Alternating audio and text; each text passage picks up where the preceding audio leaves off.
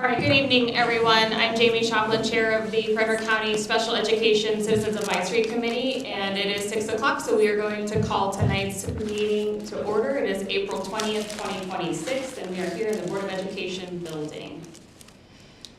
So since we last came together, there's been a lot of great work on some new events that we have coming up, so we'll have some updates from our subcommittee members. I do want to acknowledge Corbin Schumacher, who is here. He and I had a chance to connect on the CTC, the career technology, and potential opportunities for CCAC to have a voice or some sort of representation to bring the students with disabilities voice to the work that they are doing. We also have been trying to get ourselves ready for our annual retreat. So our annual retreat is required by our bylaws, and I'm excited to share that Dr. Bingman and Director Keller and potentially Buckley, or are you out? I believe you'll be. We will have some representation at our annual retreat from Department of Special Education leadership. So that is, we're very grateful that you're going to make some time to stop in. That is where we'll be setting the strategic direction for what we focus on in the next school year.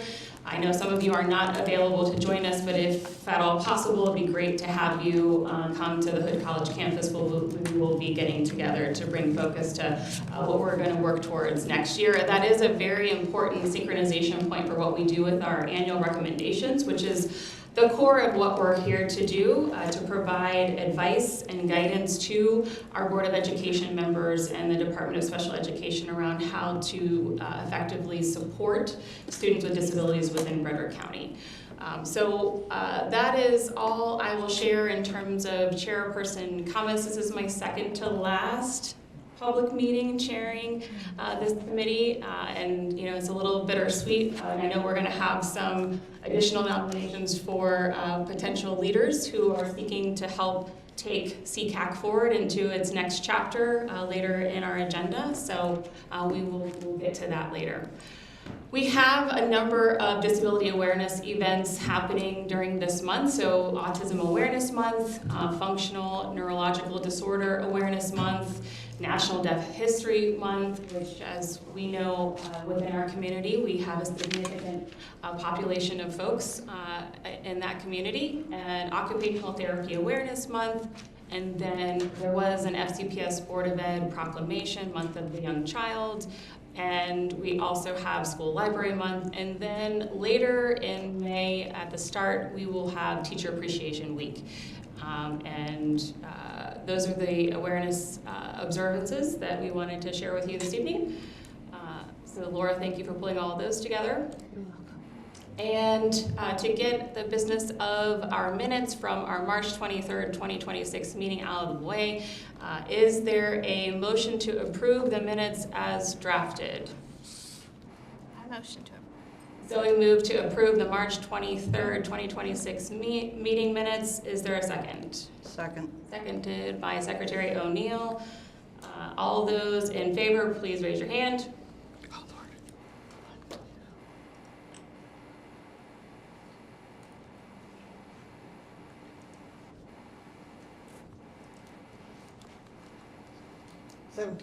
17 in favor, any opposed, any abstentions? Motion carries. All right, so as we missed a couple of months of having the opportunity to have some guest speakers here, which is something that we've been very intentional about to try to mix in some education and awareness. So we do have two guest speakers here this evening with us. We have Jade Gingrich, who's the Executive Director of the Office of Disability Employment Advancement and Policy in the Department of Disabilities. And I have to say what happened with the budget and DDA this past session is really, as a member of the ARC Maryland of Partners in Policy Making class, it's pretty devastating. So I just want to make sure that we are thinking about that. We're not losing sight of that. We're going to have to pick up the pieces and figure out how we move forward with some of those things. We also have with us this evening Jenny Bird, and she is with Civitan International, and she's going to share some information about that club with us as well. So I will turn it over to you, Jade, and let me get your slides up here. You can just tell me when to advance. I always get that button thing wrong, right? I don't. Anyway, so it's a real pleasure to be here tonight. Just a little bit of background. So the Department of Disabilities is the only cabinet-level agency in the country that works across disability rights. So we represent all disabilities. We're primarily a policy-making body, and we do have a few small programs and so forth. We don't actually, there's a lot of confusion sometimes, we don't actually oversee DDA or many of the other state agencies. We're charged with improving the delivery and coordination of services across partner agencies. And where this particularly comes into play are transition age youth, right? So most of the services that you guys access and get while kids are in school come through the education system. There are some exceptions, but predominantly. And if you're students in special ed, starting at age 14 in Maryland, you have what's called a transition plan. And you come out into this adult world that functions very, very differently from education. My background, I actually have a Master's of Science in Special Education with a specialization in transition. And I've got almost 3 decades now of working for the state in really trying to figure out how do we make the transition process better and clearer and so forth. And now, and for a long time, sort of how do we help what happens sort of lead to meaningful post-school outcomes, particularly in the employment space, right?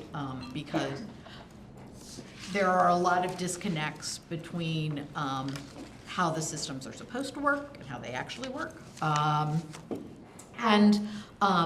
really excited because with the blueprint, there's this new vision that has the potential to transform all students' lives, but particularly students with disabilities. When the blueprint first came up, and so the blueprint says all students will exit school. You can go to the next slide, I'm so sorry. All students will exit school college and or career ready, which aligns with some of the things that we've been talking about in the post-world space around how do we make employment the first choice for individuals and so forth. But what was interesting was how education sort of was interpreting that. And initially there was some discussion that career ready would be defined as being able to do community college work by 10th grade. And I had some serious concerns about that because I believe that every kid can be career ready, but I don't think that every kid will be college ready.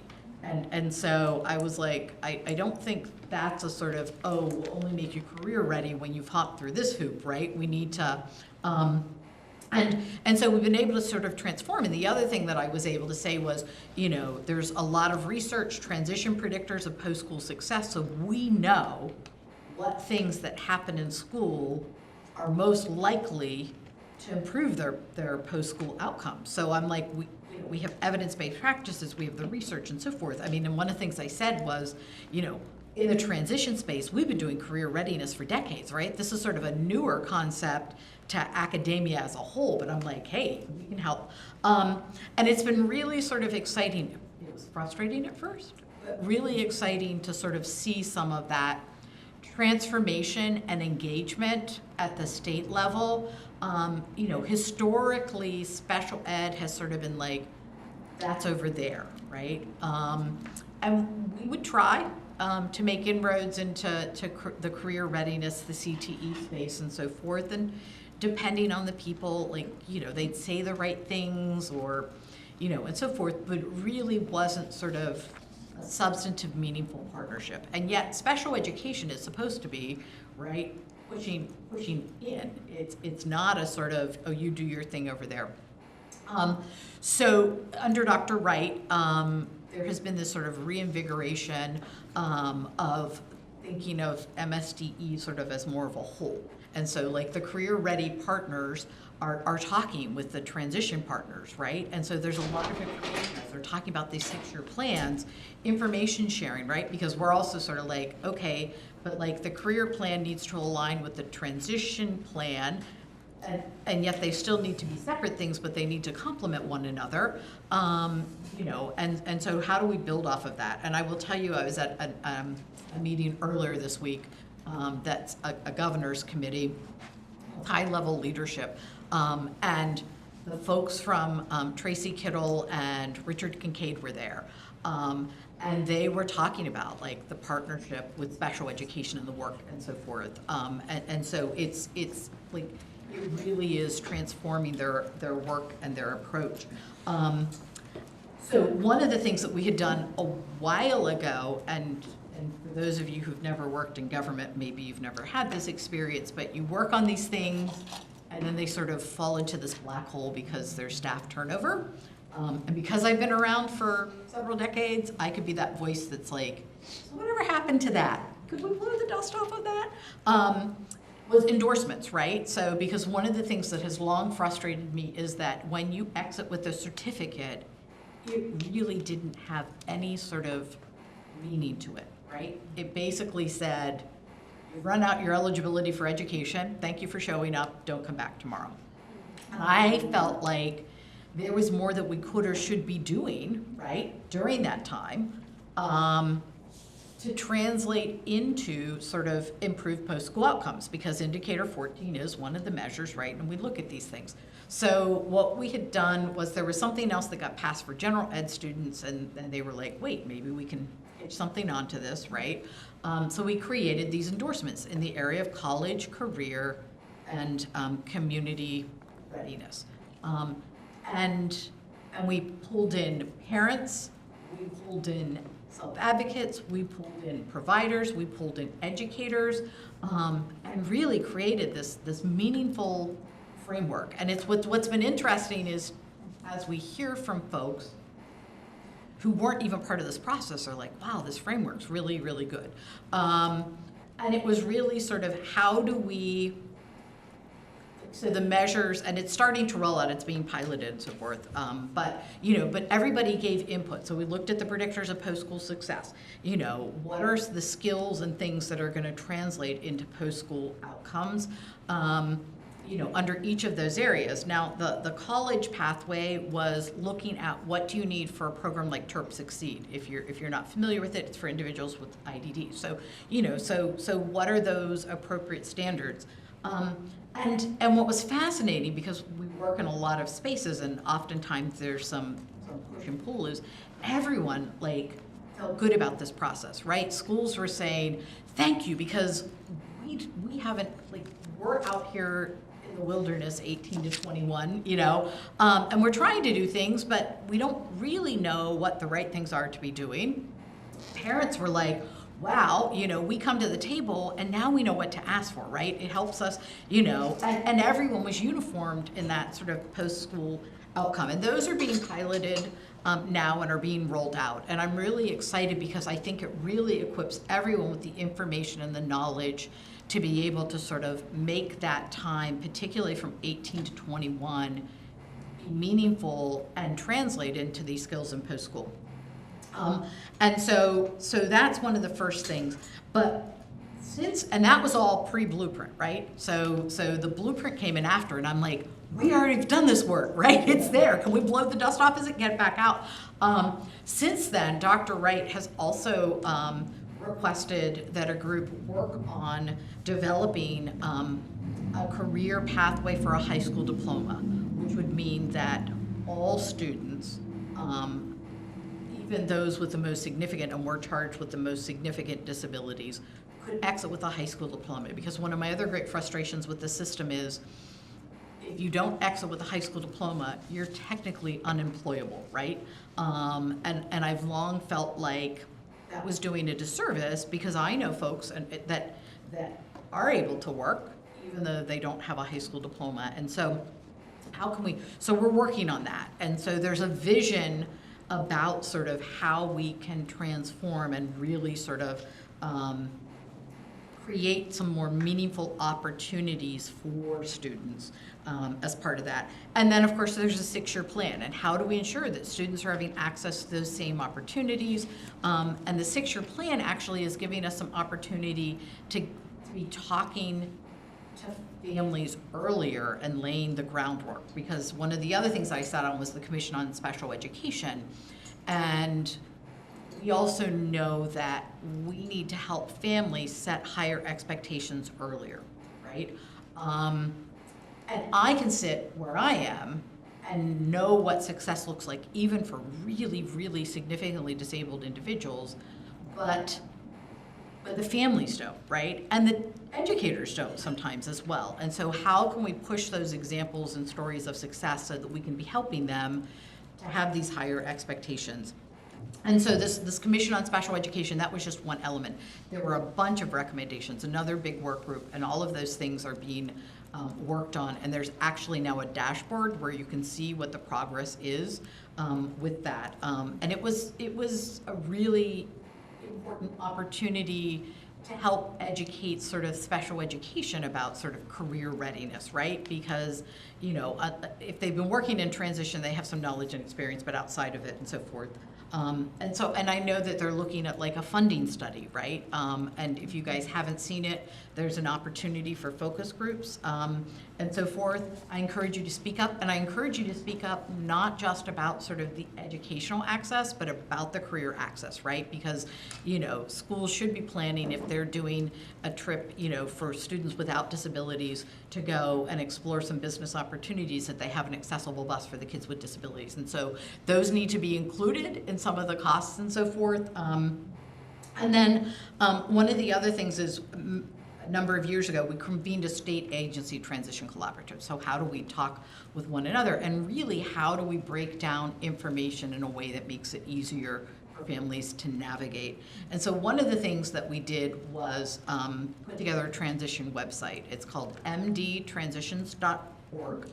And we were intentional in sort of building it outside of the state construct because it allowed us to make it more family friendly than we are allowed to. Now with plain language, I'm hoping that that's going to get better and easier, but I still go to websites and get overwhelmed. And I know this stuff. And so we were really intentional in trying to have it be a space where you can find information and navigate and get all of this in one place to help you with that process.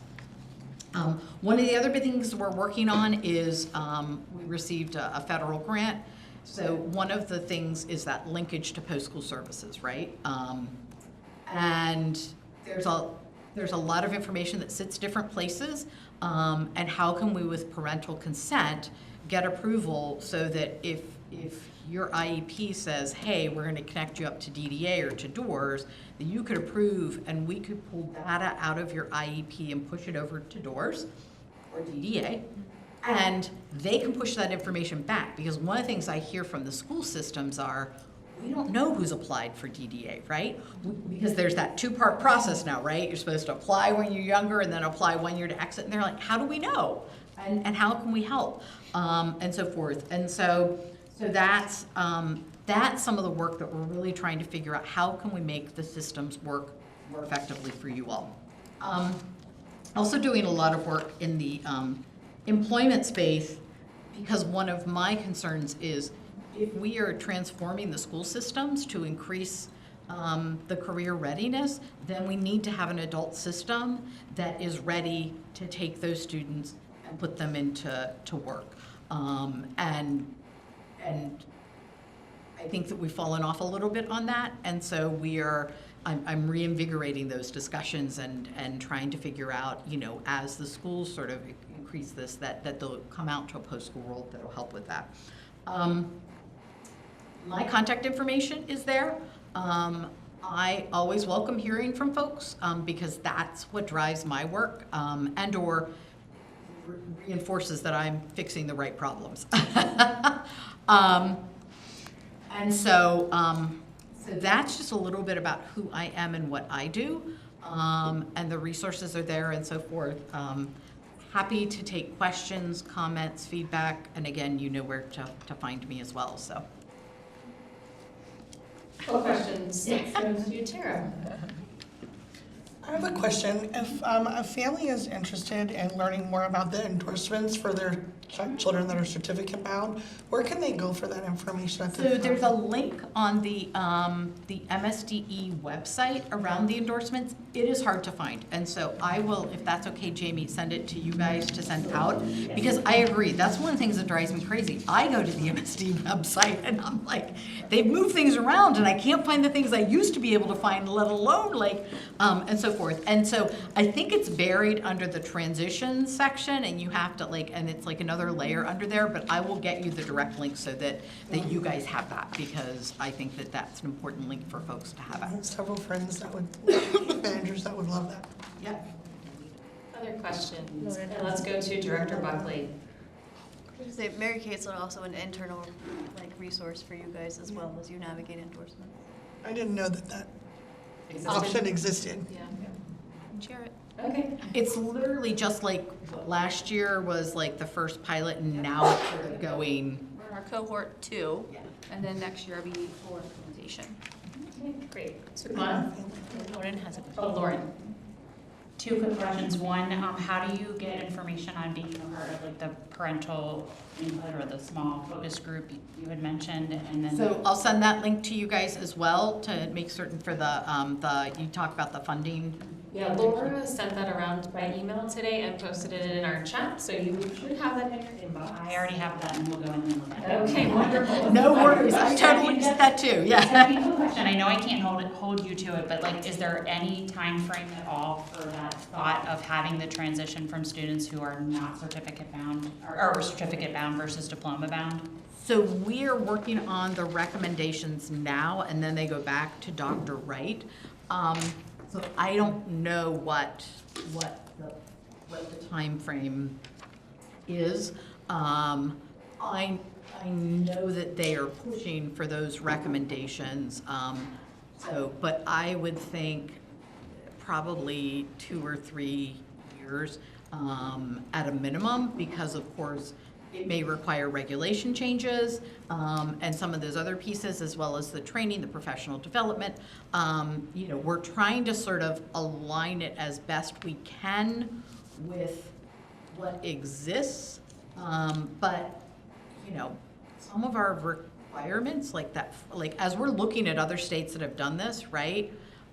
Boy, Maryland's requirements are much higher than the other states. And so it's been really eye-opening to sort of see, and to also, you know, so you know, other states are moving away from like the testing and so forth, like even Massachusetts, and our test had been aligned with Massachusetts, right? And so it's also interesting seeing the scan and seeing how we've actually fallen behind a little bit. Now, I will tell you, we have been raising this for years, and prior leadership at MSD was like, we're not entertaining an alternative diploma. And I was like, really? So we were really excited that Dr. Wright even put it on the table, because I think it's really, really key. Go ahead, Sukhmana. I was just wondering, what is this program called that you're working on that's going to connect the IEP with your website to collect data? Oh, it's called LINK. It's Leveraging Interagency Networks for Knowledge Translation, which is like a researcher wonky sort of, but LINK for short. And we've got 3 areas that we're piloting in. I have learned more than I never wanted to know about data governance, privacy, and like IT and so forth. You know, so we're hoping that if we can do the proof of concept, that then we can scale it relatively quickly, because we're, you know, it's, it pushes and pulls data from different things, and we know that there's a need and demand. You know, sometimes that's the interesting thing is like, because it's hard and there are all like perceived security risks, like it's easy for people to just say no, even though it's the right thing to do that we know will help people. And so I've been having to fight a lot of battles. But fortunately, I'm in the position where I have the support and I have the resources to be able to fight those battles, because I think sometimes the answers that we're told are the easy answers. And, you know, there are, like, but we do need to do some of the hard work to make the systems work more effectively. That information is available on website for us to look at, like the research work that you're doing towards it, or the work that's happening? So when you go to the mbtransitions.org, there is a link webpage on there that will tell you about that, and so forth. So there's another grant that Doors has. It's called Maryland Partnerships to Employment. This is one thing. So when you get federal grants, right, they want you to create a whole new website. And it drives me crazy that we then have 1,000 different websites that we can't sustain or maintain. So a while back, we created this mdtransitions.org website. And then as we get other grants in that impact on this population, we build a page onto it. So we're not reinventing the wheel or making you guys go to 1,000 different websites to find this information. So Truly. Thank you. Let's go to Allison. Did you have a question? Yeah, I just had a quick question. Hi, my name is Allie Luna. In addition to being a parent, I work at the ARC of Washington County on their senior leadership, and we talk a lot about this transition program between, you know, what happens. And I'm interested that you were talking about how, correct me if I'm wrong, that we are trying to get all students to have a diploma. And I'd be interested to know how the conversations with impacting their DDA services, because that's one of our core principles, because I just had this conversation and I'm like, okay, but as we talk about these things, we have to have some core guiding principles, one of which is they're not exiting school before age 21 because they won't be able to access DDA services, right? So that's like being built into. And then sometimes they're disqualified for some DDA services because they got a diploma, because it says, oh, you went through this vigorous work in your high school career, you actually don't need any additional 24/7 support and help. And I think that's a really tricky thing to navigate if you're trying to get everyone to have a diploma, which I understand from a workforce development point, but then from a services side point, you don't want to disqualify people. It's going to be a diploma specific to that, like 3 to 5% that are staying until age 21 that would be DDA eligible. But the other thing that I have been talking with various partners and starting to get buy-in and support around is what the documentation is, because I think that there's documentation that exists within the school systems that demonstrates that these are individuals who are going to require long-term supports. Mm-hmm. But I don't know that the people that are making the eligibility determinations know and understand what that documentation is, and so it's just easy for them to say, yep, we want, you know, the full battery test, it has to be within 3 years to demonstrate that there's an intellectual disability. And so we're actually going to be having some conversations between partner agencies for MSD to say, hey, here's what we already collect, right? We don't do sort of, you know, an IQ test for the sake of an IQ test prior to exit just for DD determination, nor can DDA sort of dictate that, right? But here are the other things that we have, right? Because there's reams of information that are collected on your students that document, right, that, you know, they're not able to do sort of the equivalent. Like this would be sort of an alternative diploma, right? Like it's not saying that they've done 4 years of math and algebra and so forth. It is a career readiness. And one of the things we're looking at as well, like with the endorsements, when you look at it, our scale is do it independently or can do it with supports, right? And because that's the other piece that I think is really critical in making these eligibility determinations. Can they do it independently? Can they do it with supports? If they can do it with supports, then they're gonna need supports post-school to do it. So, Yeah, so that's what the other piece I was gonna mention too, is I really quite like the idea of the job coaches and how they do support and different leveraging of abilities, right? They don't have to be there every day and every week, and sometimes they do. And I would be interested, is in your conversations that you're having, is like there is a population of students who are quite intelligent, really, really bright kids who just absolutely lose their mind in their behaviors. And, you know, so it's not just low IQ, right? It could be very high IQ, but they need the other social supports and other, you know, behavioral supports that are not linked to mental health issues, that are just simply related to their disability. So I would press too to have those included, right? So the high and the low. yes. So we also talk about like the 504 kids or the kids that are in the middle. We recognize that in the adult world, because DORS has been under the order of selection since the 1990s, like there are students who aren't eligible and yet who require supports. And the other challenge is we don't have funding for behavioral supports, right? You guys do a lot of behavioral supports in the school system. If you come out into the IDD world, yes, you get behavioral supports. DORS doesn't fund or provide behavioral support, so there isn't anybody to provide that piece, even though there's individuals who could work, like, and so forth, and so, but thank you for bringing that up. And please, again, feel free to shoot me messages as we go along, because I want to make certain that we are sort of being intentional in keeping all of these things and don't create things that have unintended consequences, like, oh crap, now suddenly we're throwing kids out of school at age 19 and they're not going to be eligible for services until 21. And that's where my role, because I straddle both, like, is really critical to help that, because education doesn't always understand the post-school world. And so I'm really trying to help make certain that we're aligning all of these things in a way that make the systems work effectively and don't sort of create dead ends or black holes. Laura, per email. Yeah, you have it, we'll send it around. Any other questions? I would offer, so I'm on the MLDS governing board, and as we're thinking about how these definitions are changing.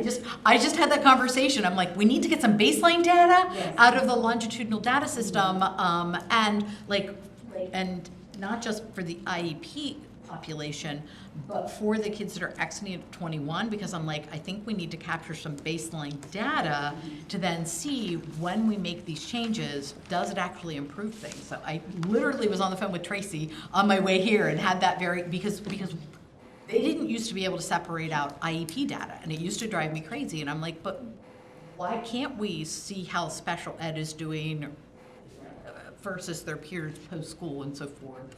But I think the next thing is that sort of 3-5% in the TD world, how do we tease that data out as well so that we can follow along and measure hopefully improvements? Yes, and I would say if we're changing though the definition of diploma, right, and how that's defined in all of these data sets, just don't forget that we would need to go back and make sure that that data integrity is still there, and that we modify whatever those data element definitions are, so that as policymakers are making decisions that they understand what those things mean and how these changes might impact that.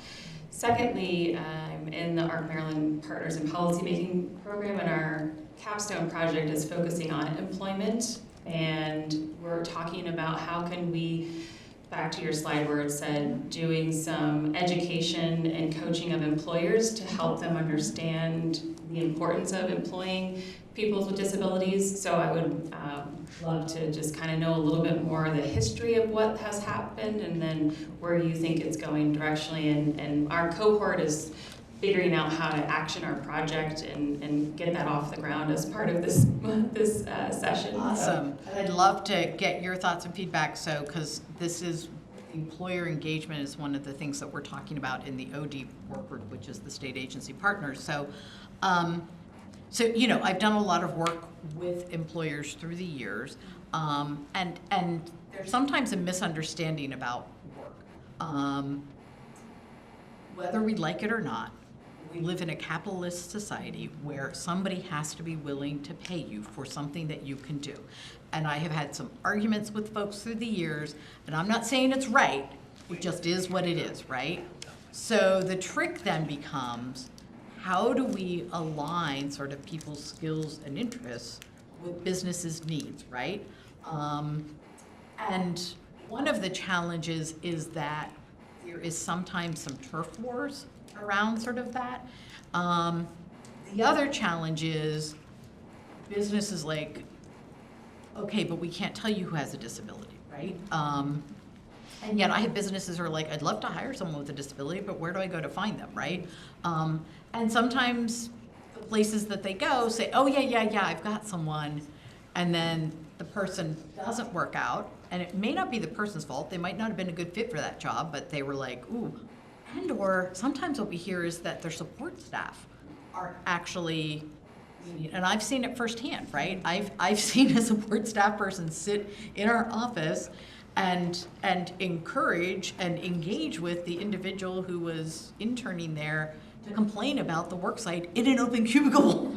Sort of like, and I also, heard from a guy who was vice president of the AMC movie theaters nationally, like job coaches would come in and actually eat candy off of the shelves, right? And so, and he's like, when we had sometimes the issue isn't the individual, but the support staff.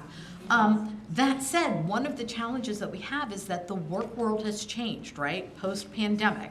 So you have hybrid work, and if it's somebody who requires supports, like if folks aren't in 5 days a week, then how do you provide that level of support when the staff aren't on site? And that's where I think really good job developers are key. And I also think sometimes we've got caught up in other things, and what I hear from families is like, look, I don't want someone to rewrite my son's resume again.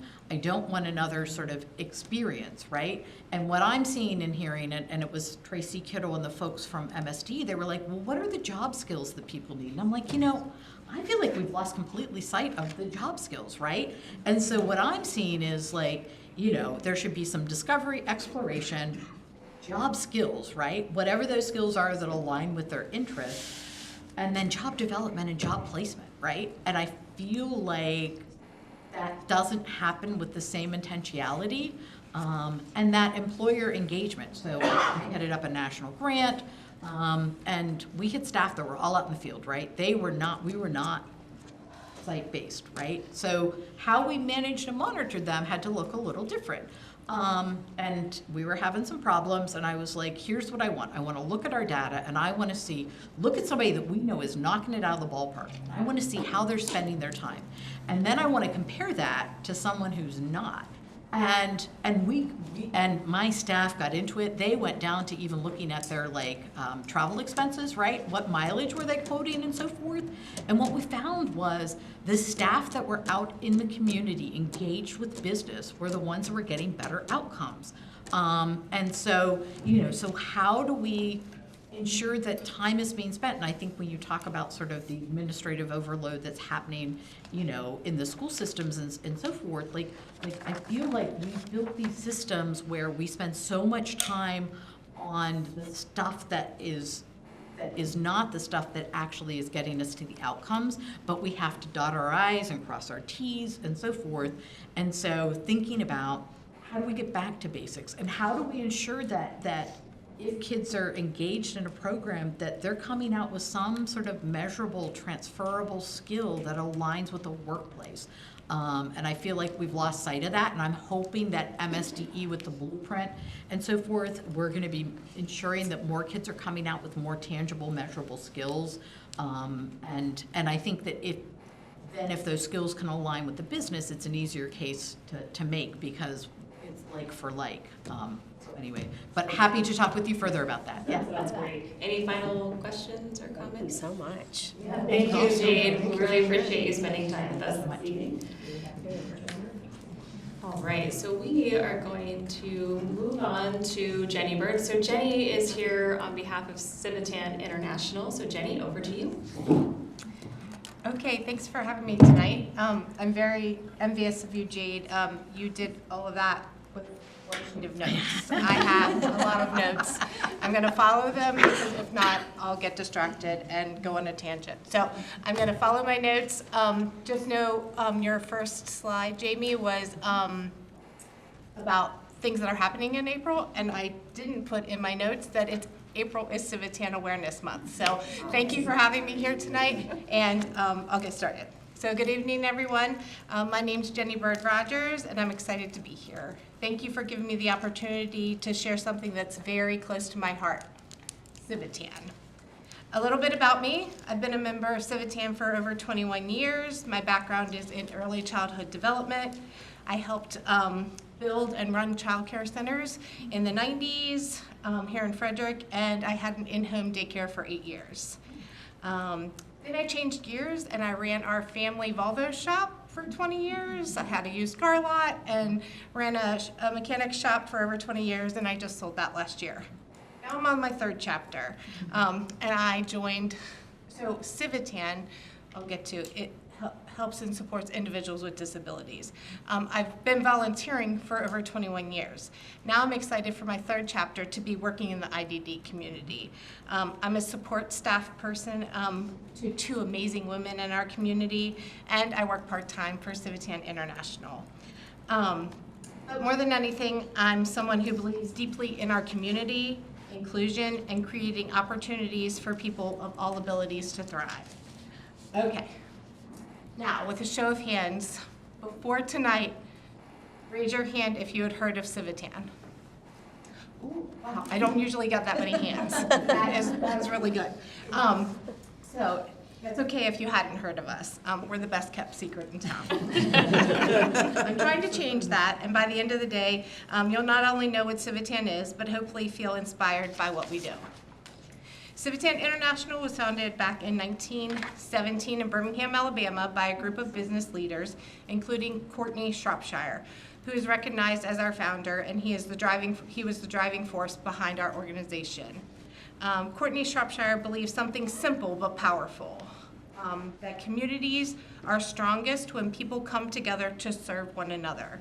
At a time when the world was facing uncertainty, he brought people together not just for business, but for purpose, to improve their communities and build better citizens. That idea, people helping people, is still at the heart of Civitan today. And for me, the idea became real 21 years ago when I first got involved in Civitan. I didn't just find a club, but I found community. I found people who cared, people who showed up, and people who truly wanted to make a difference. Over the years, I've seen firsthand what that looks like. A smile at an event, a hug at an event, the friendships that have formed, the moments where someone feels included, sometimes for the very first time. That's when it clicked with me. It's not just about volunteering. It's about belonging, it's about connection, it's about making sure that no one is left out. From the very beginning, Civitan was built on the idea of volunteers first. Over time, Civitan founded its true focus, supporting individuals with intellectual and developmental disabilities. One of the defining moments in our history was becoming one of the first major sponsors of Special Olympics. That really changed our direction. We were volunteers first, and we still are. We'll volunteer almost anywhere in the community, but our focus is helping individuals with disabilities. The worldwide mission of Civitan International is to build good citizenship by providing volunteer organization of clubs dedicated to serving individuals and community needs, with an emphasis on helping people with developmental disabilities. I should have kept reading, like I just said that twice. Civitan's vision, a global community where people of all abilities and talents make the world a better place. Civitan was founded on 3 tenets: knowledge, fellowship, and service. And today we live out those core values.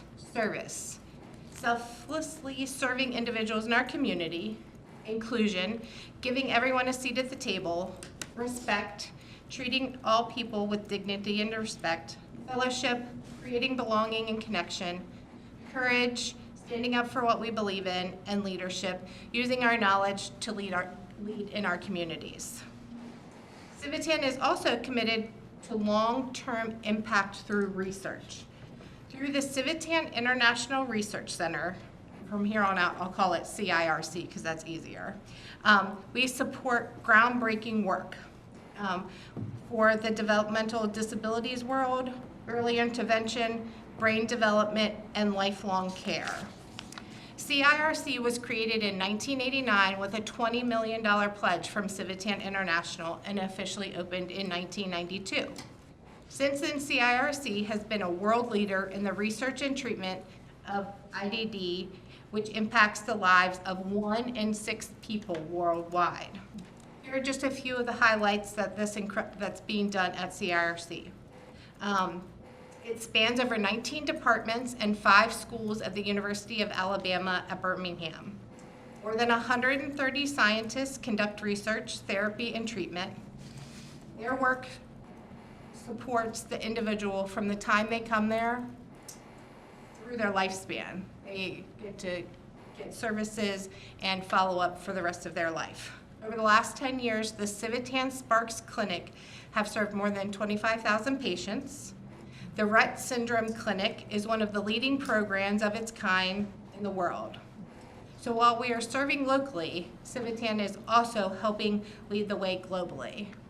And just a side note is if you go to our website, you can click on CIRC and you can meet the researchers and the scientists. You can see what studies they're doing. They're always putting calls out for people to be part of their studies. So it's a pretty amazing website where you get to meet the researchers themselves. If you go there with a sick child or family member, you're not only meeting the doctors and the therapists, the researchers are coming into the rooms and asking the hard questions and the good questions and explaining things in a way that the average person, the average mom or dad can understand. I represent Region 4. That starts at the bottom of Virginia, goes to the top of Maine, and out to Ohio. Our focus in Region 4 is growing more clubs, Civitan clubs. So we're a civic organization. If there's a town that doesn't have a Civitan club, give me a call. I'll come out and help you build a Civitan club. We support our current members who are already in Civitan, and we connect people to meaningful service projects in their communities. All right, here's Frederick. Right here in Frederick County, the Civitan Club of Frederick is 78 years old, and we're making a big difference. In order to give back financially to our community, we focus on fundraising and donations. And yes, that means we do some unique things. A Civitan tradition is selling fruitcake. Yeah, it's a real thing. We make about $8,000 to $10,000 a year selling Claxton fruitcake. Our clubs deliver cases of fruitcake to local grocery stores. We go into the bakery section, we set up the display, and then we get a percentage. So on a smaller scale, we also sell White House ornaments during Christmas time. So if anyone, there's a tradition, some people always buy a White House ornament. Give Frederick Civitan a call, we'll hook you up with some White House ornaments. And our biggest and most fun fundraiser is Market Street Masters. Who's heard of Market Street Masters? Who's participated? Okay, all right. Well, that's our biggest fundraiser. And what that looks like is every February, right here in downtown Frederick, we have 9 local bars or restaurants build a putt-putt hole. You and 75 teams get together and walk around downtown Frederick and play putt-putt. It's our biggest fundraiser. It's fun, it's creative, and it brings the whole community together, all while raising money to support the work we do. We just had one in February, and our totals are still, we're still working out, but probably our biggest one is over $20,000 this year. So that's a really fun way you can support Frederick Civitan. With that money, our budget, and what we do, here are just a few amazing programs that we support. Our Dream Pursuits, SHIP, the Adaptive PE here at FCPS, Community Living, the Monocacy Foundation, Citizens Nursing Home Bingo, Blessings in a Backpack, Sleep in Heavenly Peace, and my favorite, the Rock Creek School Holiday Party.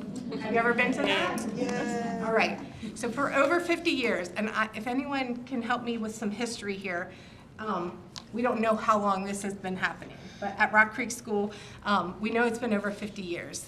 The amazing teachers at Rock Creek give us the first name of each child, they give us the age, and they tell us a very specific gift that that child would like. We, as Civitans, go do shopping. We come together and we have a wrapping party full of food and fellowship, and we are truly reminded what Civitan is all about. Then comes the best part. On the day of the party, Santa is there to hand out each gift to each student. It's truly remarkable and heartwarming, and why I became a Civitan. Just a couple more things. Our junior Civitans, we do have junior Civitan clubs that are in middle schools and high schools.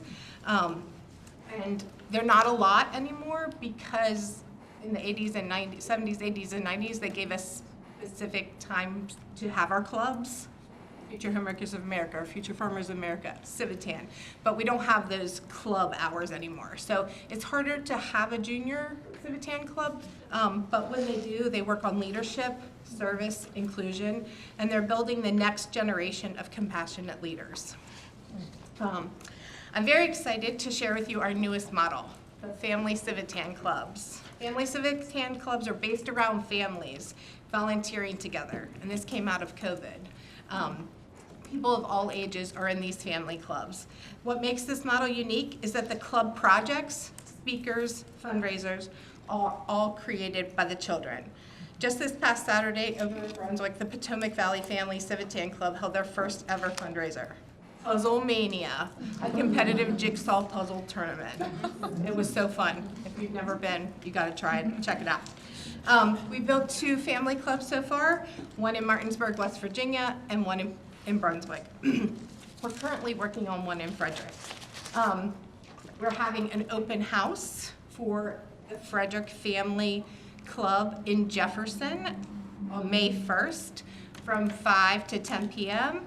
Think lodge, retreat vibes. Bring your camp chair, s'mores will be there, and join us around a campfire. You can learn a lot more. Back on the back, I do have my contact information back on that back table, so make sure you grab one of those. And come see what Civitan feels like, not just what we're about. Why Civitan matters. Civitan is different because we don't just serve people, we serve with people. We create spaces where everyone belongs, everyone contributes, and everyone is valued. If you come to a Civitan meeting, at some meetings you'll hear the creed, and I'd like to share it with you. I am Civitan, as old as life, as young as the rainbow, as endless as time. My hands do the work of the world and reach out in service to others. My ears hear the cry of the children and the call throughout the world for peace, guidance, progress, and unity. My eyes search for others to join in the fellowship and service of Civitan. My mouth utters the call to daily duty and speaks prayers in every tongue. My mind teaches me respect for the law and the flag of my country. My heart beats for every friend, bleeds for every injury to humanity, and throbs with joy at every triumph of truth. My soul knows no fear but its own unworthiness. My hope is for a better world through Civitan. My motto, builders of good citizenship. My belief, do unto others as you would have them do unto you. And my pledge to practice the golden rule and build upon it a better and nobler citizenship. Thank you so much for having me here today. If you're looking for a way to get involved, build connections, make a difference, Civitan might be the place for you. We're always looking for new members, and when you become a member, we truly value and look forward to seeing what your ideas, your energy, and the projects that you bring with you. If you're interested in learning and getting more involved, please grab a flyer and reach out. Civitan isn't just something I do, it's a part of who I am, and I'd love for it to become a part of your story too. Thank you, Jenny. We need that creed now more than ever, I feel. I know. Any questions for Jenny? I obviously. I love your questions. Nice to meet you, Jenny. Are you Frederick City or Frederick County? We're Frederick County. We do have a couple other clubs. There is one in Washington County, I heard you mention, in Hagerstown. We also have them in Baltimore, Annapolis. Oh, okay, so if I'm in Myersville, like I would join the Frederick. Frederick, yeah. Oh, okay. You could join any Civitan club international, we're international. But yes, to do hands-on things, you would probably want to join the Frederick Club. Any other questions? Laura? Hello. Are there any junior clubs that you know of here in our schools? Any junior clubs? The last one is at Catoctin High School. We've had them at Middletown. I saw a hand back there. We've had them in Middletown. We tried to create one in Brunswick, but again, it is harder to High school, high school. It can be middle school or high school. and what you're specifically saying is high school At Catoctin is a high school one, yes. and Middletown as well. Oh, those did not, that we had one. So Catoctin is our only current one. Thank you. Any other questions? I don't have a question. I just want to tell you I've known Jenny Brooke for a long time. She's awesome. We went to school together. We went to school together. She's really good softball. It's just awesome to see life come full circle and have paths cross and the difference that she made. Good to see you. Also, our Frederick Club does meet on the first Thursday of every month.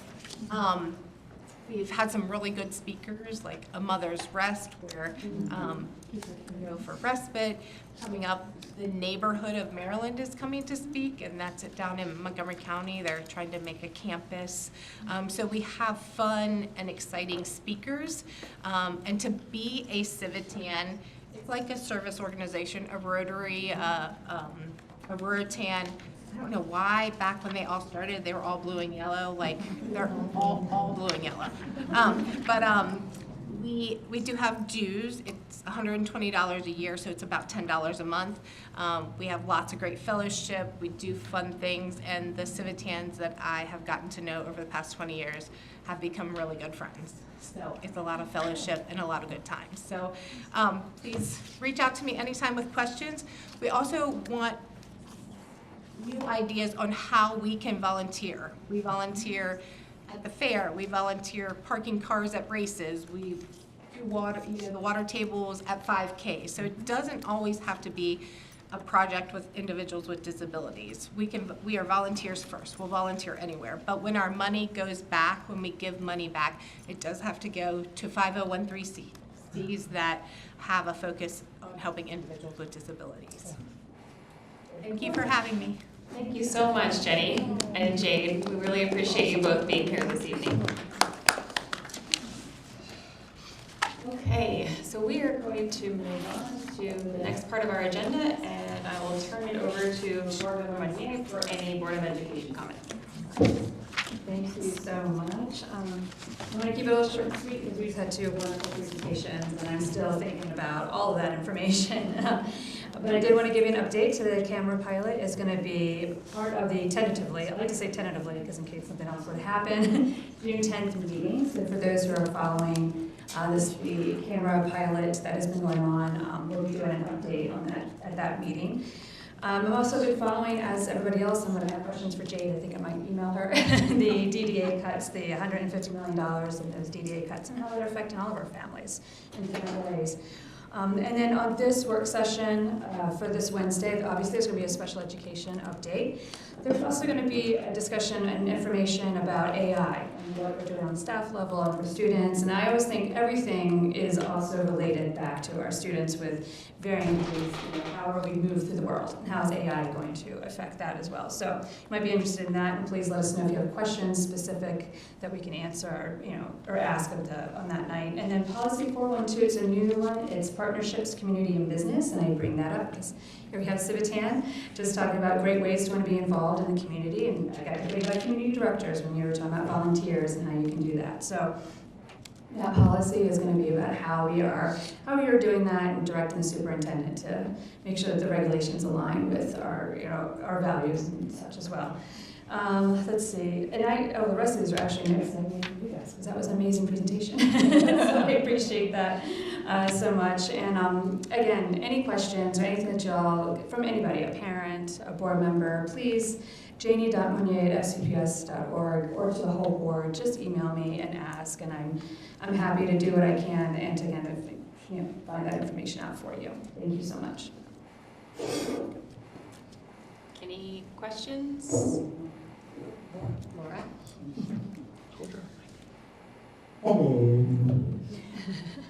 You say that the camera pilot is on June 10th. Is that the meeting where you all will be voting, bringing that to the decision to a vote, whatever it may be, or will it carry on to the next June board meeting? I would say to be determined.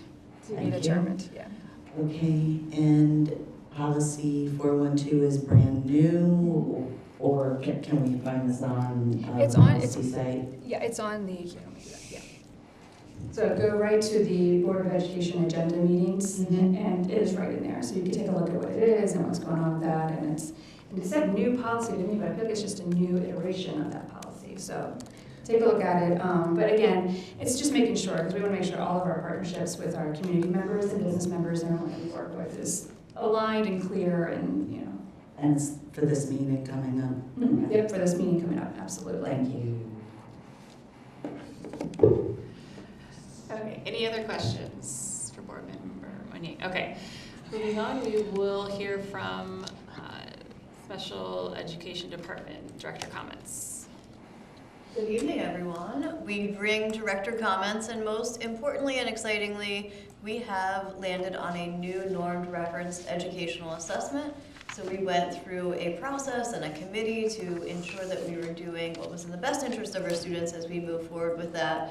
And 81% of that group was in favor of many of the components that the WIAT, which is going to be our new assessment, will be providing to students. So that will be provided to our district moving into next school year. It is a digital platform, so our hope is that that's going to ease and reduce some of the workload of our teachers in scoring that assessment and going through that process. That is our hope. So right now we're in the process of buying iPads for the district, which will run the normed reference assessment, one for the test examiner and one for the student, which will then provide us with a score report. And the WIAT also provides us with additional subtests that we didn't have access to historically with the Woodcock-Johnson. So you might have heard Woodcock-Johnson before. That is now moving forward and next school year going to be replaced with the WIAT. We do have a training plan in place for staff. So by their contract, they attend professional learning 2 days before school starts. So they're going to come with Troy and I on August 11th and 12th in our teams to learn about Progress Track and then also the WIAT. So we'll build in some hands-on time for them to be able to explore the WIAT and Progress Track, and then also provide them with some direct instruction and learning on assessments and how do you write the report and kind of calibrating that aspect of the district. So that's going to be exciting. It also allows us to test our youngest learners. So we can use this assessment for some of our youngest learners all the way to age 4, which we really were happy to see, because we want kind of one assessment across the board, especially when you're measuring one assessment versus another in a couple of years. I do want to say that Jen Wheat was on our committee when we looked at these assessments, and we were so happy to have her on that. She brought a wealth of knowledge and expertise, so I do just want to thank her. I know she's not here tonight, but just thank her for that. Any questions about our new normed referenced educational assessment before I go to the next topic? I know it's super exciting. We're really excited about it, and staff should be excited.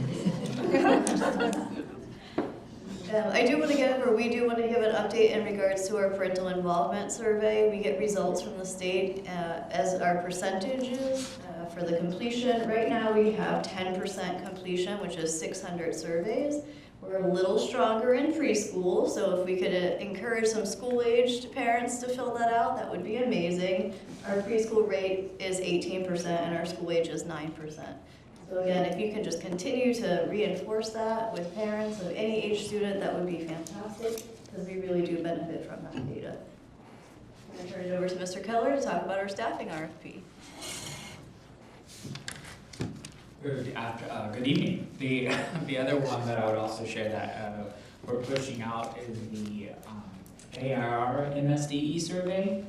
And that is really doing a study. MSDE awarded the American Institute for Research an RFP, a request for proposals, to look at our funding mechanisms here in the state of Maryland. So parents, please provide your feedback on how it impacts you as an individual and the students, your children you, of course, have.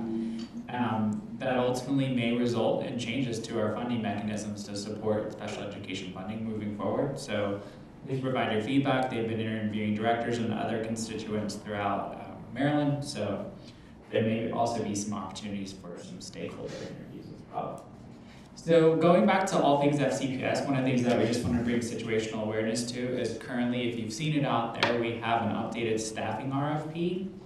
And really what that means is that any time that we have vacancies here in FCPS, we want to make sure our students get services as soon as possible. And so we always have a backup option for contracting out external providers. So in the past, we've had SLPs, typically we have contractors on staff, and over time they actually usually come to work for FCPS because they like us so much. So we like that. And then teachers for staffing, BCBAs, but it also really runs the gamut. We've helped support our expressions programming this year through registered behavior technicians to help support additional needs in those programs. And so that's always a backup for us to have. We always encourage, of course, if we have positions, we're always going to hire through FCPS. And so anytime those positions are available, if someone actually does fill that position, we notify the contractor that there's a 30-day notice inside this RFP. And so they vacate that position, so we of course can have an FCPS employee in place. But that will be available just so that we always have options so that we can ensure that services and faith is being provided to all of our students here in FCPS. I'll pass it over back to Katie to wrap it up. At this time, we're just willing to answer your questions and be here for you. For the staffing RFP, is that an MSP, an MSA? What kind of contracting agreement is that creating? So we've had an ongoing staffing RFP for a number of years, and so we leave it as an open RFP so that any agency can bid at any time. If they have availability of staffing, for some reason another agency doesn't, so that is available. And this is really, we hit our 5-year mark, so it's up for renewal, so we issued a new RFP. So is it one master services provider that sources different types of talent? Yes, so there's some agencies that obviously can staff better than others. Typically what we do is we go through a scoring process where we just do a cut point. There are certain agencies, like this current contract that we're working with, it has over 25 different agencies. I will tell you there's probably 5 key agencies that help staff us. We reach out to them at any time. They, of course, do recruiting. Sometimes you all, even as teachers, might get text messages about, FCPS needs help, but we know our BCBAs get that quite often. But yes, that is kind of how it works. And then really it's just whoever can help us get the staff. First, we go through a typical interview process, and then they go through the full onboarding just like any typical employee would. The AIR, yeah. So I did get that email, and I did go through the survey for that. And just so everybody knows here, there is an email address, Stephanie, somebody that Laura sent around, where you can send an email and say that you want to have a more direct participation in the process. So I would strongly encourage and advocate for each of you to reach out to that contact to try to be part of the process. She replied to me very quickly and said somebody will follow up with you and kind of get you looped into the process. So it seems like a really important opportunity for us to have a voice in the funding formula, because we have a one-size-fits-all funding approach in Maryland, where other states like Georgia, it's more in tune with the different types of disabilities that have differing needs and therefore differing costs. So we do need to modernize this, and the best way to get to that point is for us to show up and let folks know that what we have today isn't working. Any questions? Go ahead, Zoe.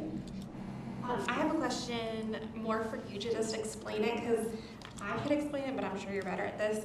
Recently, a few of us have been doing IEPs and have learned the new terminology of wandering and elopement. Can you explain that to everybody, like teachers, peers, whatever, just so that we all are on the same page and that the parents are aware that we're changing terminology as well?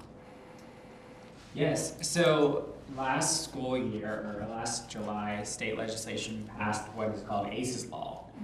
And so we know a number of students, obviously in FCPS, but throughout Maryland, there's a concern with any student with a disability that they may elope off a property, or they may even elope out of the classroom. Typically, we've always defined it as elopement, which is like really any instance of either leaving an assigned area or even leaving the building. And so to kind of help ensure that we're all on the same page, the state defined it. Ultimately, the IEP team is always going to individually define what these words mean and what they look like for a particular student. But if you ever hear these words, some of our students, the elopement truly means that you have actually eloped not only outside of the school, you've eloped off a property. And that's what elopement is. Wandering is maybe leaving your assigned area within the classroom or even leaving the classroom. No matter what, the law states that in either instance of those behaviors, it is now the responsibility of an IEP team to investigate that and to either conduct a functional behavior assessment to understand the function of that behavior and ultimately develop a behavior plan to help implement replacement behavior skills to change that behavior. And ultimately learn to request wants and needs, etc. Understand why that behavior is occurring. So that is something that, if that does happen as a parent, you will be notified the same day if your child actually elopes off school premises. And in addition to that, and the team, of course, will come back together as an IEP team and say, what supports do we need to put in place that may not be happening? So another thing within many of you all know over time we have a regulation that explains everything about restraint and seclusion and elopement that was updated to include ACES law, which now has elopement in there, and the next school year all of our teachers will actually watch that on their modules at the beginning of the year about elopement and wandering. Thank you, Zoe, for bringing that forward. Appreciate that. Writing IEPs right now, Yeah. so we're using all the terms. Well, now that you're a full-fledged educator. Yeah, it's something. Yeah. Any other questions for the directors, or go ahead, Brooke? Don't throw something at me. I got an ed plan. Why would I do that? Oh, yeah.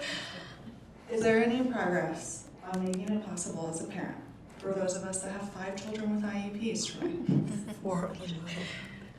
To either have the child's name in the email so that when we get progress reports for all 5 kids from 4 different buildings, that I'm not just guessing which kid I'm going in for and guessing on which link I'm clicking and then going back and forth between emails what feels like 1,000 times to find the right progress report. What she said. Please. Yes. Or even just be able to toggle. So, Yes. a couple of things we have been, this is on their list of items. Somehow how we import our data is completely different than how other districts do. First of all, the emails unfortunately will never identify your child's name. And the reason why is that because it's the third-party agency and PII, personally identifiable information. However, the good thing is that they are going to get to a place, and we can do it manually right now. Systemically, they're having to unpack a lot more, so it's a summer update. But you will be able to go to one link and see all of your children. You'll be able to click different tabs. What we've been doing is when parents send out an email to us, I put in a ticket and they manually merge. So I will do it for you. I don't do it real quick. I'll put a ticket for all 3 of you. Make sure to put in a ticket while we're so it doesn't matter if they have a 504 or an IEP. But yes, we know the heartburn there because I was a fake parent and I was like training students and it's hard to keep up. So I understand.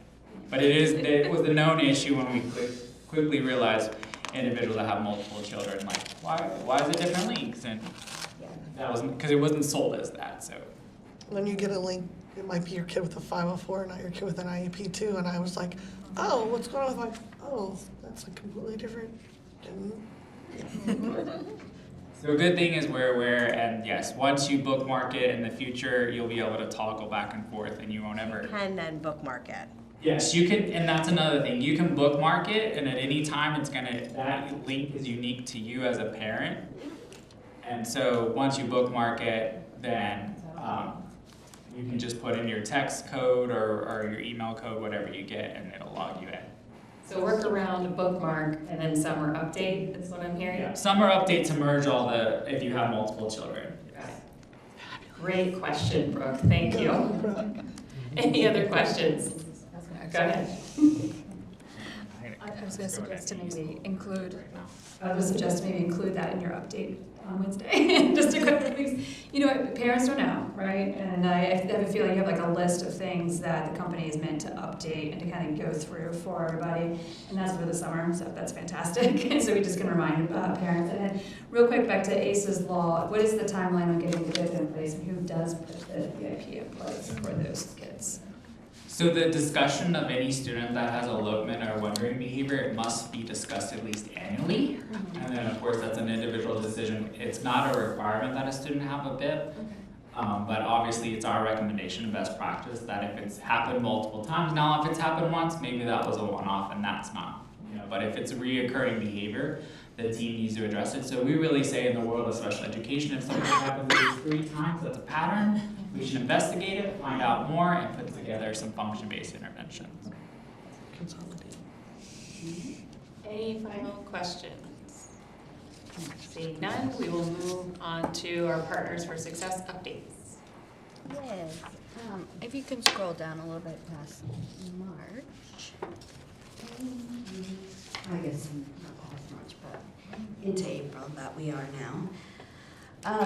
So springtime is a very busy time of year for us, so it is definitely gearing up, and we are very busy with the next few months before the end of the school year. So this month we had an Appendix A workshop, which was a really wonderful collaborative workshop with parents based in Maryland. But then we also had Shannon Pasquoli and Lauren Regalia, and they are special education supervisors, but they both support Appendix A students within secondary schools and elementary. So it was good to have that presentation on the state side of what Appendix A is, but then also have them support and answer questions for specific school questions, so that both questions could be answered and families could get a better idea of what Appendix A is, why IEP teams go over it annually, and then whether or not it is the right decision or not for your student. So it was a really good workshop, and we had lots of families come out of it feeling a lot better than when they came into it. So that was wonderful. And then this Thursday, we'll have our last IEP session with Mary Kate on secondary transitions. Yay. She's so excited. And I think that will also be a wonderful workshop as well with her. So then the rest of the year, we have lots of activities coming up. We'll have our caregiver retreat at the end of this month for families that we do annually, and they love that event every year, and I think it's just a wonderful time for them to reset and take care of themselves, because we always like to remind them that you need the best version of you to give the best version to them. For May, we'll have quite a bit of activities. So we'll have the Art for All sensory activity on the 1st. We have our last month of support groups before we take a break for the summer. We have another Parents Place of Maryland collaborative workshop on trauma informed. And then we'll have a pre-K tour, another collaborative pre-K tour with infants and toddlers, and then Child Find for our already evaluated and placed families to take a look at a preschool classroom. And then we'll have another fan favorite sensory train ride at the end of May. And then we weren't able to put it on here before we submitted because we kind of planned it after the fact. But in the middle of May, I believe the date is May 21st, we are doing a special education night at the ESSL building. And we're gonna do the dinosaur show, the newer dinosaur show that they have. Sorry. But we're very excited for that one. And then we have also a Keys game. So we're gonna do a Keys game June 4th, and that is not a firework night, so we will not have fireworks. And that'll just be another activity for families to enjoy together. So that's kind of wrapping up the month, or I guess the year, and then we'll go into planning time over the summer. But I did want Grace to kind of share a little bit. We had the opportunity to present to the Pediatric Center, and it was a wonderful experience and opportunity. Talk a little bit about the Pediatric Center. So we kind of talked to them a little bit about our position and what we do and how we support families. And I think that we got really good feedback. They said it was really beneficial. They recommend that we do this for other pediatric centers around Frederick. So we will probably plan to do some of that next year. But I think they had great questions. They asked amazing questions, and I think that they will be passing our information on to families that they feel like would benefit from our resources. So I think it was a really great opportunity, and we plan to do more of that next year, I believe. Wonderful. Wonderful. Any questions for Partners for Success? Go ahead. Yes. Can you tell me what Partners for Success is? Yes, thank you. So we are part of FCPS. So we are family support for special education specifically. So it's just Grace and I for the county. Okay. So we definitely take it all in the way we can. But it is a MSD mandated position for every county. So I do believe every county has our position. They may call it different things, may call it just family support or Partners for Success. But each county receives a grant from the state to provide resources like the family events, the workshops that we put together. And then we also accumulate services that are provided in the community so that we can share those out with families. And then we support within the school system as well. So families have questions about their IEPs, or they need advice on what services or resources they should be getting or are available or not getting, their parental rights, just kind of going over what they can and cannot do as a parent for their child and advocating for them. Those are just among a long list of what we do, but we support the ages between 3 and 21. But we do partner with infants and toddlers as well, so that transition is smooth. And then we do have a lot of contacts with DDA providers so that that exit transition as well is smooth. Yeah. Any other questions? Okay, we will move on to updates from Brooke Schmidt for the Special Education State Advisory Committee. I'm gonna echo prior comments about the MSDE survey that's out right now. Please take time to take it. That was discussed at our last CSAC meeting. We actually spent time in breakout groups brainstorming how to increase parental engagement on that, so please share the word.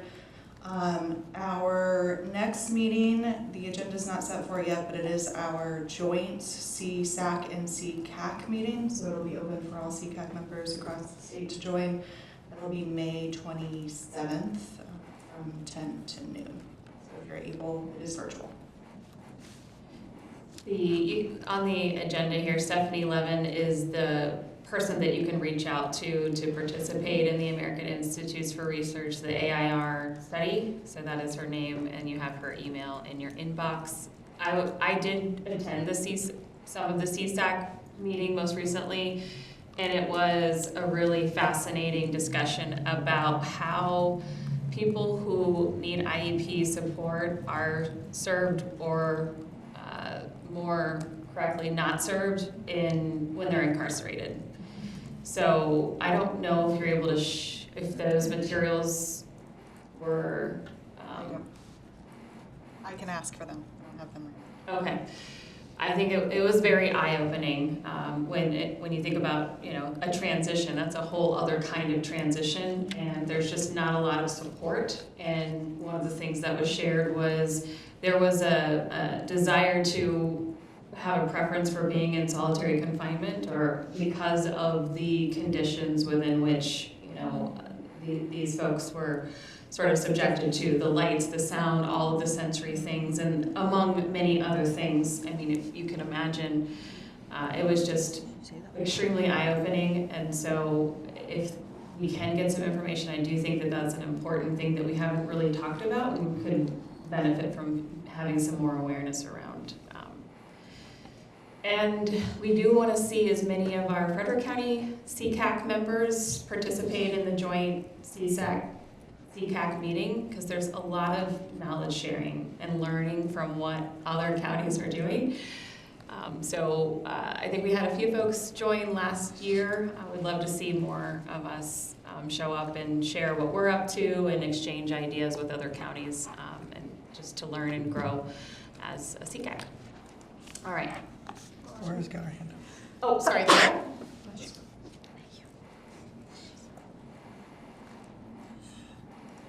Can these meetings be found recorded anywhere on the MSDE website? Is there a future that these group meetings will ever be shown on? So that means everybody needs to attend these meetings when they happen. May 27th, we will have to email our contact to ask for the link in order for us to share it with the members who will be attending that meeting. There's no As school soon that as day. I get it, rather than, so typically, yes, if you want to join, you have to email to ask for the link. This is the joint meeting, so as soon as I get it, I will share it in the chat and email it out to you guys. Okay. Fabulous. In transparency, I typically don't have the link, even as the chair, until a couple days prior. So as soon as I get it, you will have it. Thank you, Brooke. Thank you. Other questions? I was just gonna say, we're off school that day, so teachers can actually go this time. Yeah, I know. The timing of that is challenging. It's in the middle of the day. It's like, so. Okay, let's move on. It's not very promote. Okay, subcommittee reports. So budget information. Our treasurer, Jen Wheat, is not here with us this evening, but she did ask me to share that there's still a balance of $943 available in the CCAP grant, which has recently been reconciled. There's about $197.31 in contracted services, so $97.31 in printing and $100 in professional services. And then there was a $221 spend in office supplies out of the $388 that was available. And so we have about $166 remaining in the category of supplies and materials. So just as a reminder, we have certain grant categories within which we have to spend money. There are some funds that I know that some of the subcommittees are gonna ask for this evening, so we'll get to that as we move on. So let's hear from, any questions about the budget? The other thing that we're working on is the budget narrative to close out this grant cycle.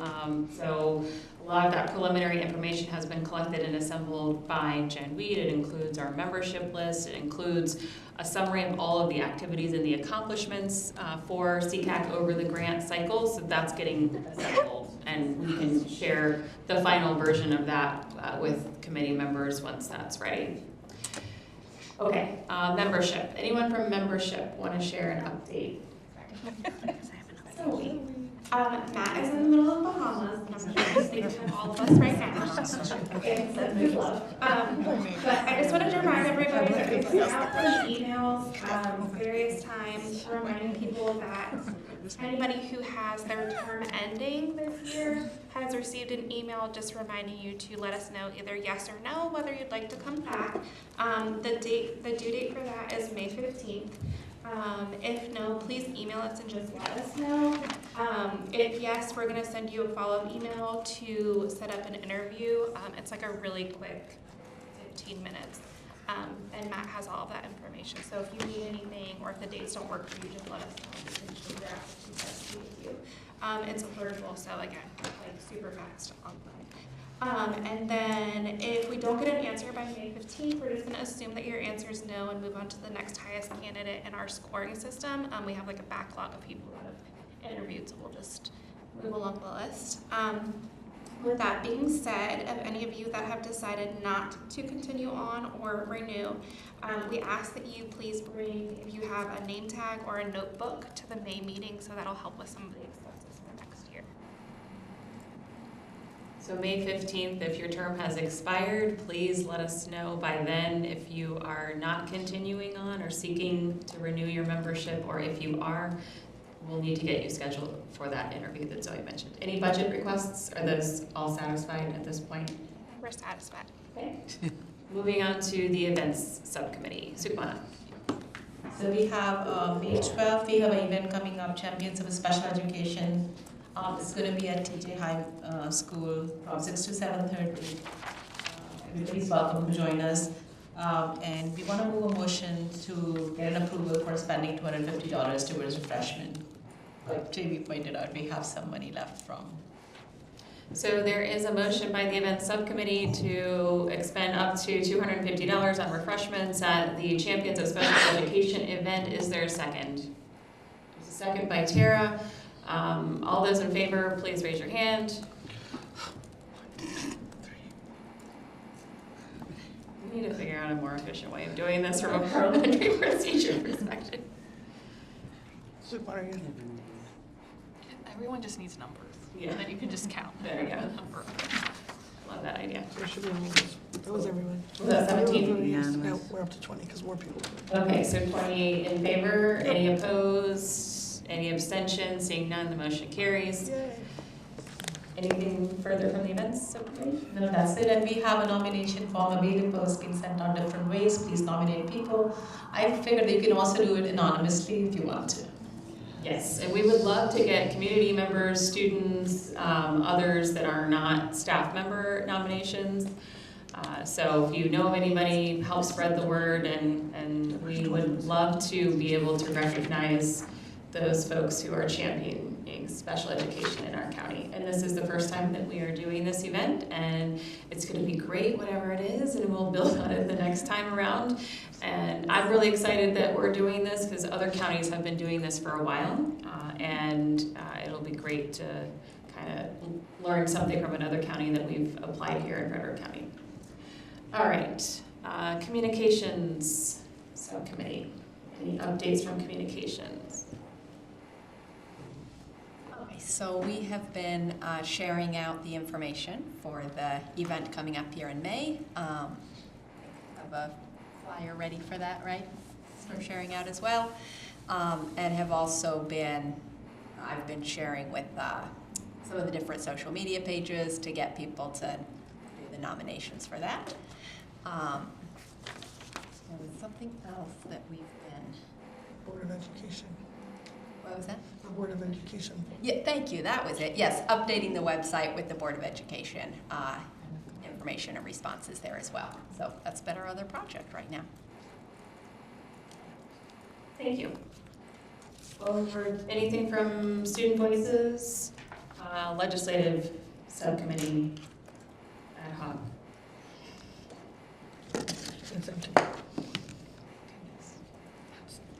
Madam Chair, the last thing that we understood, and I'm speaking for the policy and legislation ad hoc, was that Delegate Miller was looking to try to work with in the House Ways and Means Committee as far as the local camera bill.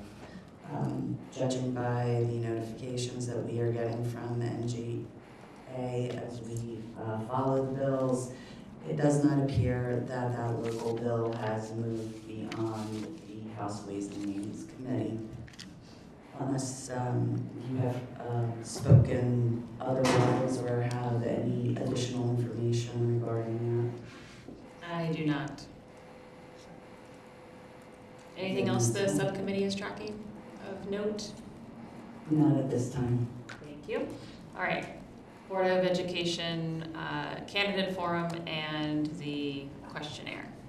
Hi again. So I just wanted to start by, this is going to be a little bit of a long one, I'll go as fast as I can. The Maryland State Board of Elections lists 14 registered Board of Education candidates. On March 29th, this ad hoc committee met and finalized 20 questions for candidates. To date, 13 of 14 candidates have completed the questionnaire. Candidates' responses will be posted on the CCAC website. Additional distribution channels can be discussed. Thank you, Communications. And also thank you, Emily, for making our RSVP and our wonderful invite. All CCAC members can have, or they do have access to responses via the shared Google Drive. Our subcommittee and CCAC engagement on March 23rd, save the dates, were sent to all CCAC members. April 9th and April 18th, requests sent to members to submit up to 2 forum questions. As of today, there have been no questions received. I implore you that as CCAC prepares for its 2026 Board of Education candidate forum, this is a perfect opportunity for all members here to shape the discussion by submitting up to 2 questions for this forum, and you can do it anonymously. The deadline for member questions has been extended to Friday, April 24th, and because I like everybody, I might even extend it a little bit more if I don't hear from you. April 16th, the invite and RSVP was sent to candidates. 8 candidates have confirmed attendance, so they will be there. We are still waiting for a few more possible RSVPs, but you will all be notified. April 19th, forum details posted on CCAC Facebook by our wonderful chair. Outreach planned to the Frederick News Post or additional publicity contacts. That information is welcome, as we only know maybe one from Frederick News Post, so anybody spread the word or to give me some insight as to who to communicate with, I will happily get that going. And the event details is Thursday, May 7th, 7 to 9 p.m. at Hood College, Whitaker Campus Commons. Madam Chair will open the forum and Treasurer Wheat will moderate and ask the questions. Do you have any questions? What was that date again? I'm so sorry. Which one? May 7th. May 7th. May 7th? Yes. 7 to 9. Is that going to be live streamed at all? No. All in person. Thanks. If somebody wants to record it themselves, they are welcome to do that. We are not, we're not equipped to deal with the live streaming and the recording and all of that other stuff, so. Can I go back to the communication, just add a question? Okay. Have we done an accessibility audit of our website? No. I would wonder if that's something we should talk about in the future, because there You is. are welcome to join the communications subcommittee to assist with that. That's what I do for the city, so. You're on it? Yeah, so. All over it. I'm going through our ADA stuff we have for them that we're gonna take a look at. Yes, and there is a disclaimer at the bottom of the website that says it's managed by a group of volunteers and the information may or may not be accurate. So we have very limited capacity to manage the content that is on there, and There is at least the inclusive language page that is accessible and screen reader friendly. Because I worked with Rania to test that out, and I wrote that page myself. So the rest of the website I cannot speak to. We actually haven't funneled a lot of traffic to the website, and I think one thing we should look at is what traffic is coming to the website, what are the analytics, the statistics, and if we do intend to start to drive people to the website, then there's definitely a justification in investing time and making sure that it's accessible. It is ADA required by the federal government, so you know, we should make sure that we are compliant with that. It just comes down to who has that expertise and who has the capacity to do that, and we haven't invested a lot of time to push people there and to post content there. Yes. But thank you for that question. What else? Anything else for our subcommittees? There's nothing for bylaws? Okay. Unfinished business is the nominations for the executive officer roles. So we had a couple of nominations at our last meeting. I believe Zoe was nominated for chair. We had Matt nominated for vice chair, Laura for secretary, and I don't think, and Chris, of course, for treasurer. We, according to our bylaws, take the nominations last meeting and this meeting, and then we vote at the next meeting. So are there any other nominations for the roles of, for the role of chair? I nominate Tara. There is a nomination by Zoe for Tara as chair. I will accept. You guys are killing me. I know, she was still thinking the process through. Chair has accepted the nomination for chair. Are there any nominations for vice chair?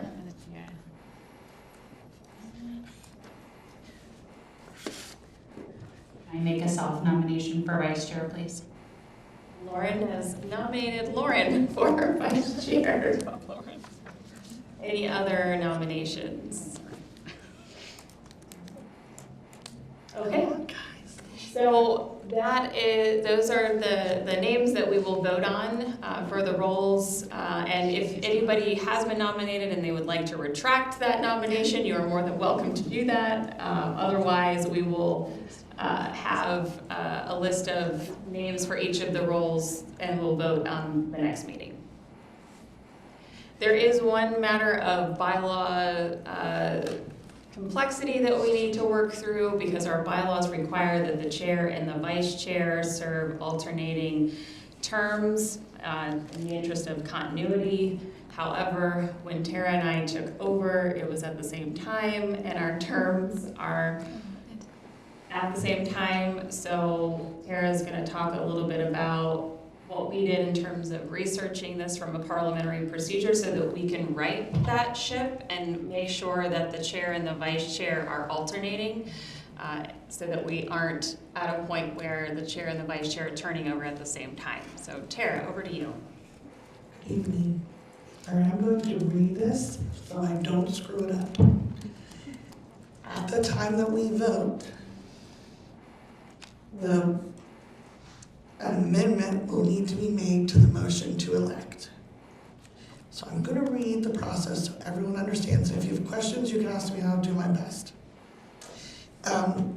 So during the meeting, when the main motion is held for the election, a member can propose an amendment to shorten the term. For example, the person would say, I move to amend the motion by striking out 2-year term and inserting 1-year term. That's what needs to happen. If this is done and accepted, and then that person is elected, they're elected to a 1-year term, which puts us back on track, which would mean the following spring, that position would be up for re-election again. That person could be renominated or other folks could be nominated. Does that make sense? It's very simple, but it took a lot of finding to make sure it could be that simple. This part is our best guess of Yeah. how to This address is our this. best guess as a way to address it and to address the continuity issue. The continuity is key so that you don't have both leadership positions vacating and two people. We do have a past chair position within our bylaws, so that person is available as their availability exists to advise if the chairs need support or the executive committee needs support. But this allows to make sure that we have that continuing of succession. And it puts us back in compliance with our bylaws, which Which is a legally binding document. Part of what has been on my brain a lot. So does that mean that once the ship is righted there and we're in compliance, then at some point it would need to be amended again to put it back to a 2-year term, or it would always be?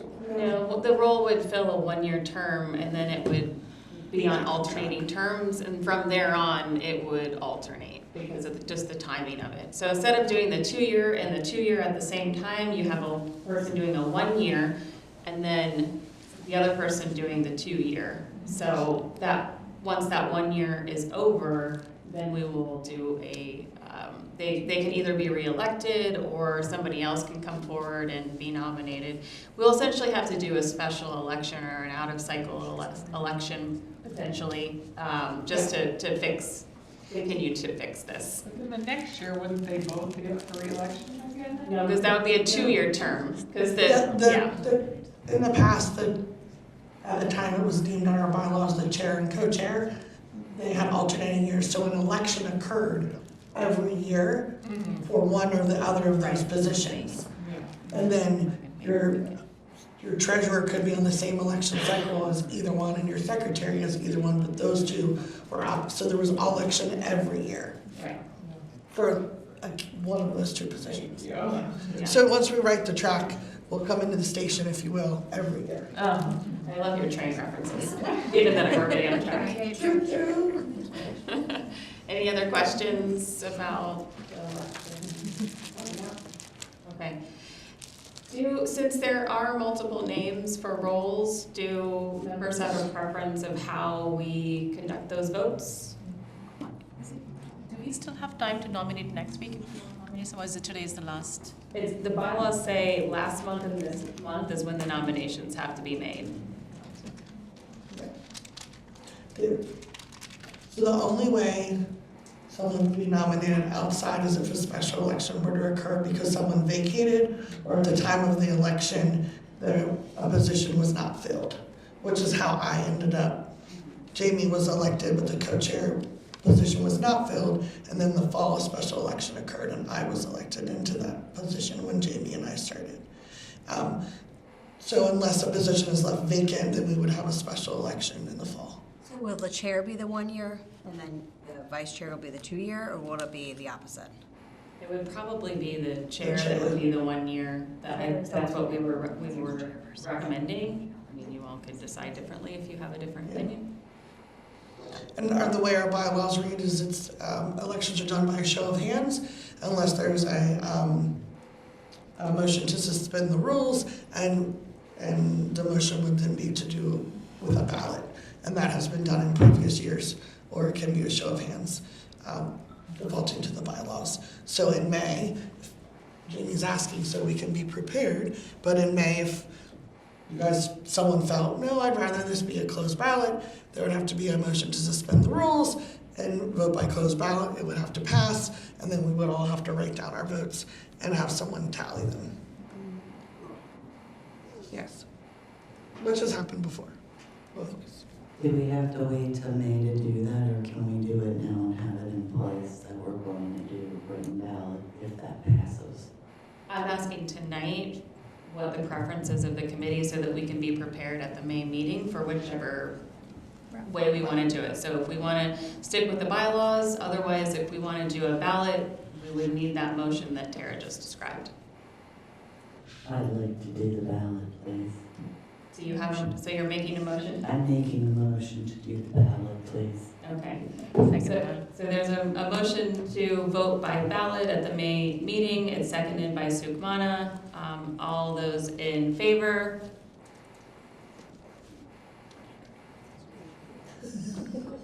Okay, are you gonna make me count? Yes. 1, 2, 3, 4. It's either a closed ballot or voting. 5, 6, 7, 8, 9, 10, 11, 12, 13, 14, 15. Did you get? I'm still Okay. So 15. Any? 16. 15 in, 16 in favor, any opposed? Any abstentions? 1 abstention? 2 abstentions, 3 abstentions? Okay.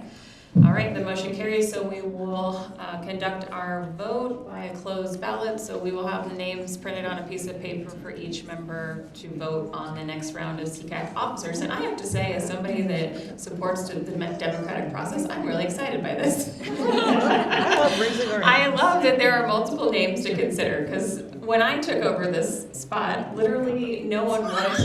So we've come a long way. So I thank you for that.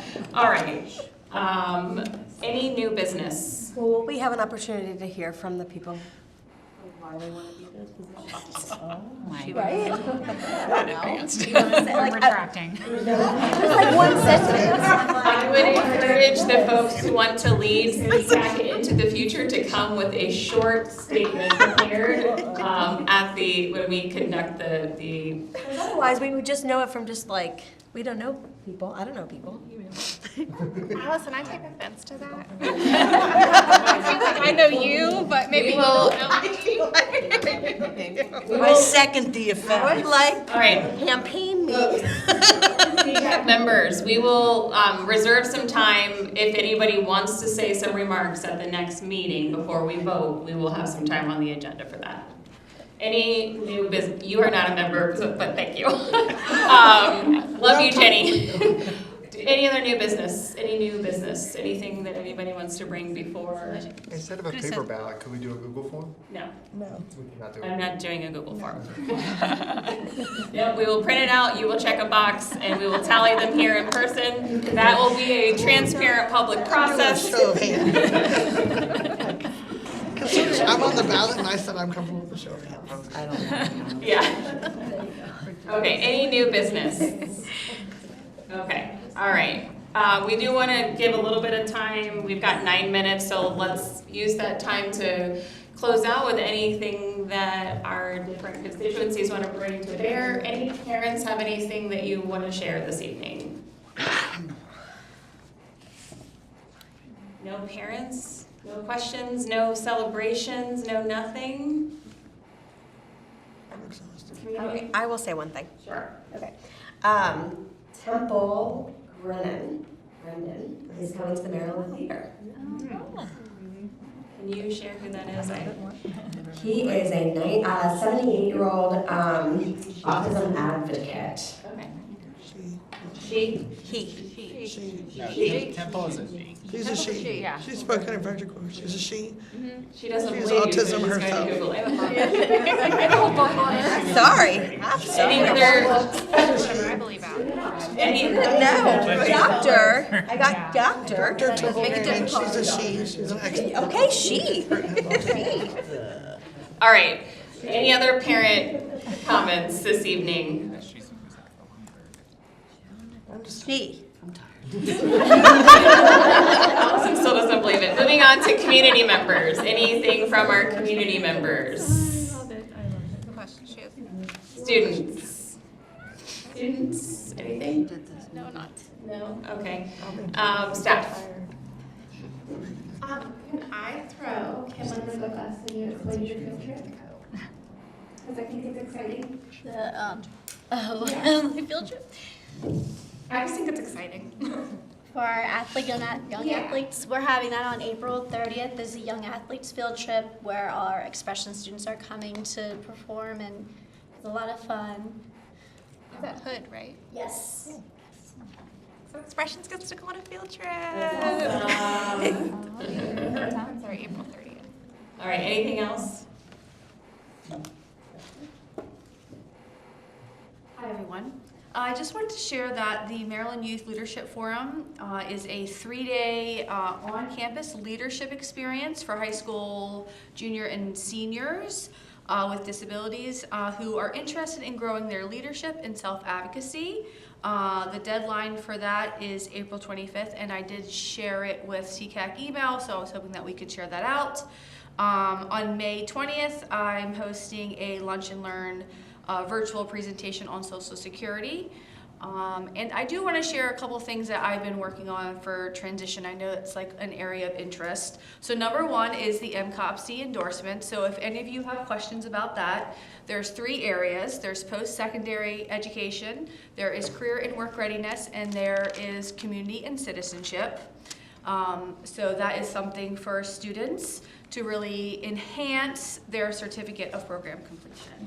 And the skills, or they call them competencies, are all very beneficial to the students, as Jade kind of presented earlier. I want to say a shout out to Amy, because Amy met with Katie and I to talk about partnering with Hood College in the future. So thank you, Amy, for meeting with us. So exciting. Yeah, that was a great meeting, so thank you, Amy. And a couple other things. Through our transition grant, we've been doing some career badges for students on the certificate track. Over the past year, we've been utilizing the ARC in their culinary experience. So students have participated in food sanitation, which supports students who are interested in working in the school buildings in food services. So they earn a certificate through the ARC. We've also hosted Just a Culinary, which is a 2-day experience. And then our last one is going to be a 5-day bakery experience. We've also provided students at, at Success Academy, Ligonor High School, and Brunswick CPR and First Aid certification training, which I think the students walked away, had an amazing experience, and they went home and were showing their families that they could do CPR. So anyway, those are just a couple of things that I've been doing for transition, but there's a lot of other things. I'm also working with John Milliman, who's a coordinator at Walkersville High School, and we are working on building out a new transition website. So hopefully that will be up and coming next fall. So thank you. Any other staff comments? Okay, there was one thing I wanted to mention. There's, and it was at the resource fair how I learned about it. Inclusive Acres Farm is having an open house, and it's their grand opening on May 16th from 1 to 4 p.m. at 5641 Ridge Road in Mount Airy. I think it's the Carroll County part of Mount Airy, but it's a unique farm dedicated to empowering individuals with disabilities by fostering a passion for the outdoors and providing an inclusive, supportive space for exploration and learning. So that might be something worth checking out, and they will have a farm tour, a petting zoo, and food trucks and moon bounces at that event if you wanted to check out that space. It's the Difference 217, so they have a local building here, and then they just built that down there. Thank you, Emily. And Corbin, did you want to say anything or share anything since you sat through this entire meeting? It's great to have you here. Yeah, I appreciate being here. Again, Corbin Shoemaker, Coordinator for Career and Technical Education for Perry County Public Schools. One of the reasons I wanted to attend is because we review our programs from middle school to high school, and we review the data and how it's tied to all student groups, including students with disabilities. And so we're in that place right now. It's a biannual review, comprehensive local needs assessment. We're seeing trends around different subgroups, and we're just doing a lot of learning right now. And so I appreciate hearing from you. I will be reaching out in different ways to get some insight and to learn some strategies on how we can support students with disabilities. Thank you, appreciate that. All right, any other final comments? Okay, so our next, we do have our annual retreat that is this Saturday at Hood College, 10 to 2. Again, that's where we'll be doing some strategic planning for next year. That is a requirement of our bylaws, so please make that time if you can.